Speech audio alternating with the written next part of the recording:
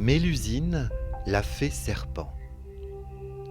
Au cœur de la nuit, dans la forêt de Coulombiers, des bruits de sabots retentissent.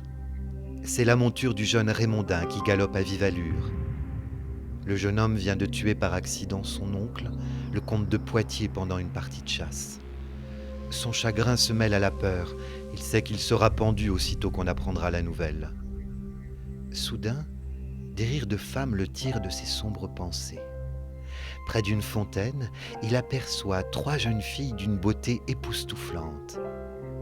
L'une d'entre elles, Mélusine, remarque sa présence et s'approche de lui.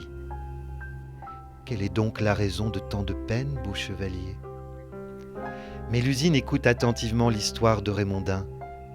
Elle comprend que ce jeune homme pourrait bien être celui qui la délivrera de sa terrible malédiction. Mélusine est condamnée à vivre éternellement en voyant chaque samedi ses jambes se transformer en une monstrueuse queue de serpent.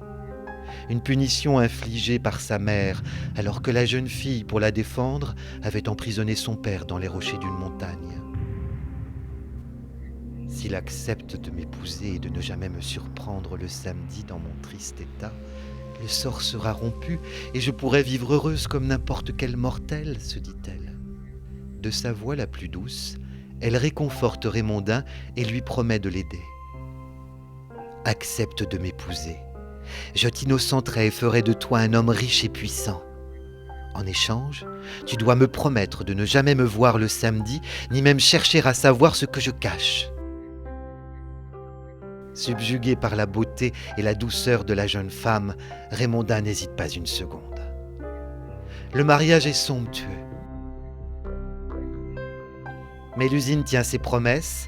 Grâce à ses pouvoirs de fée, elle édifie chaque nuit de grands monuments pour son mari, dont le château de Lusignan, près de la fontaine de leur rencontre.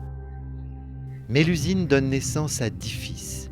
8 d'entre eux sont affublés d'une tare physique rappelant leur origine magique, mais leur destin grandiose est assuré. Bientôt, on ne parle plus que de la prospérité et du bonheur du couple. Mais cela finit par attiser les plus viles jalousies. C'est le cas du comte de Forez, frère de Raymondin. Un beau jour, alors qu'il rend visite au couple, il voit Mélusine se retirer discrètement et s'enfermer dans une pièce à double tour. Il interroge Raymondin. « Comment peux-tu être aussi aveugle ? Une épouse qui se cache est une épouse qui trahit. Ne vois-tu pas qu'elle rejoint un autre homme tous les samedis ?» Peu à peu, le comte de Forez réussit à faire naître le doute dans l'esprit de son frère. Et s'il avait raison ? Si toute cette richesse promise n'était que de la poudre aux yeux pour dissimuler sa trahison ? Un samedi, c'est plus fort que lui. Il s'approche de la pièce où Mélusine s'enferme chaque semaine. Le cœur battant, il colle d'abord son oreille contre la porte, mais n'entend que la douce voix de sa femme qui chantonne. Il perce alors un petit trou dans le bois à l'aide de sa dague. Après une grande inspiration, il ose y jeter un œil. « Seigneur, quelle horreur !